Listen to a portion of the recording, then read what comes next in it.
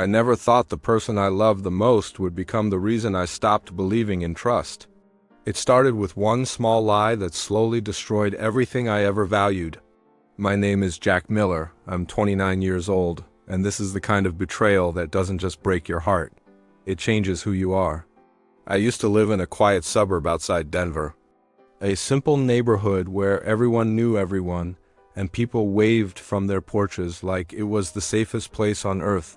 I had a stable job in IT support, a small house I was proud of, and a girlfriend who I thought was my forever. Her name was Madison.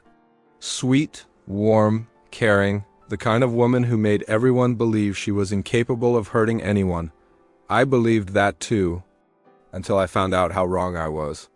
Madison and I had been together for 3 years, living together for over one. Things felt normal, even good.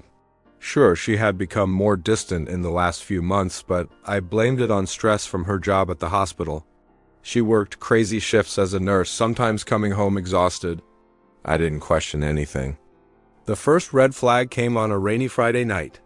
She said she picked up an extra shift. I didn't think twice. But around 1 a.m., she wasn't answering my calls, her location was off, and something inside me tightened. I drove to the hospital just to make sure she was okay. When I walked inside and asked at the desk, the woman casually said Madison wasn't on shift. In fact, her supervisor had marked her as off for the entire weekend.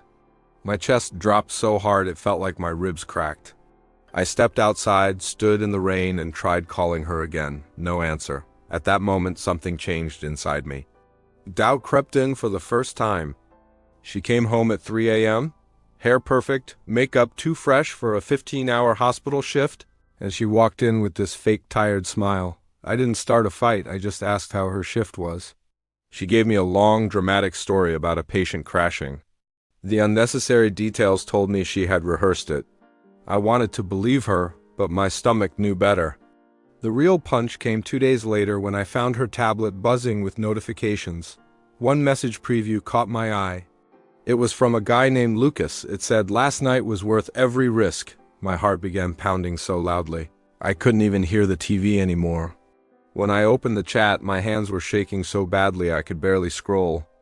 Messages dating back months, full of inside jokes, intimate pictures, weekend plans, and worst of all, conversations where she mocked me.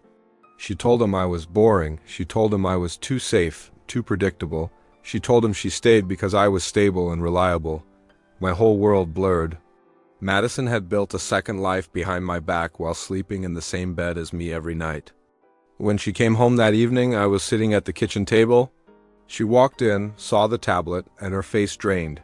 Before she could speak, I calmly said, "How long?"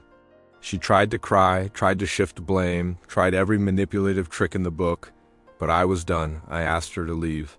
She screamed, begged, and shook while holding the doorframe like I was kicking her into the street.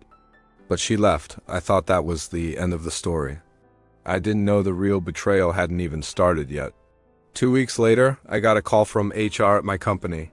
Someone had anonymously sent them screenshots of private messages. Messages, taken completely out of context, trying to paint me as someone harassing my coworkers. I sat in the office stunned as they showed me fabricated conversations, messages I never sent. My stomach twisted again. Only one person had enough access to my devices to pull something like that. Madison. I knew she wanted revenge because I kicked her out, but ruining my career? That level of cruelty was something I didn't think she was capable of. Luckily, I had proof. My actual chats, my login records, and the timing lined up perfectly to show I wasn't the one who created those fake messages. HR cleared me, but the damage to my mental state was already done. Knowing that someone who once said they loved me could try to destroy my entire life left me numb, but karma has a way of circling back. Just 3 months later, a friend from Madison's hospital reached out to me. Turns out Lucas, the guy she cheated with, wasn't single, he was married. His wife found out. She exposed everything at the hospital, provided screenshots and testimonies, and both Madison and Lucas got called into an ethics hearing. Madison lost her job for violating relationship boundaries with a married coworker and falsifying patient records to cover up their outings. While I was rebuilding my life piece by piece, she was watching hers burn from every angle. I didn't celebrate her downfall. I didn't post about it. I didn't rub anything in. I just moved forward silently. Because the moment I saw her true character, she no longer existed in the story of my future. Sometimes betrayal doesn't break you. It reveals who someone truly is and who you are without them.